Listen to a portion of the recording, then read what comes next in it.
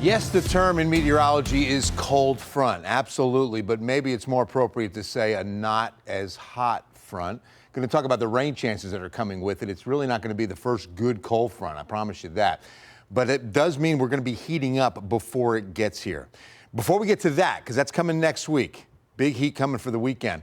But before we get to both, I want to celebrate a big feliz cumpleaños to the United States Air Force. It was on this day, September 18th, that President Harry S. Truman signed the National Service Act of 1947, and National Security Act of 1947. That established the Air Force. 78 today, thanks to all the airmen serving our great country. It's the greatest Air Force on the planet Earth.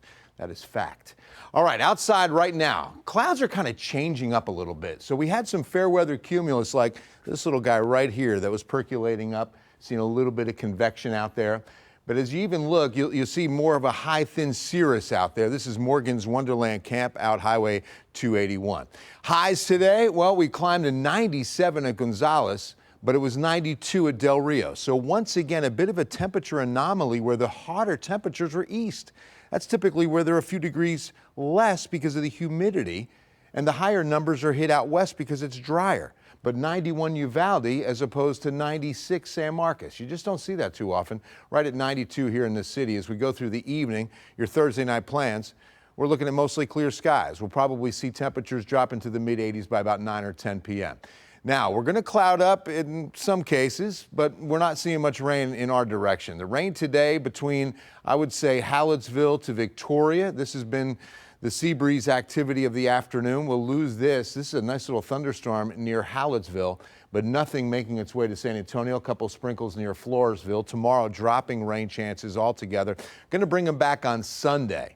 That's because the high starts moving west, and then we've got a low moving through the plains. That's going to be dragging a frontal boundary through. That's the not as hot front. We're going to heat up over the weekend, but then we'll get back down to about upper 80s or 90 with a good chance of rain by next week. 14-day in a moment. First, the Gulf, Caribbean, both remain quiet. Watching Gabrielle.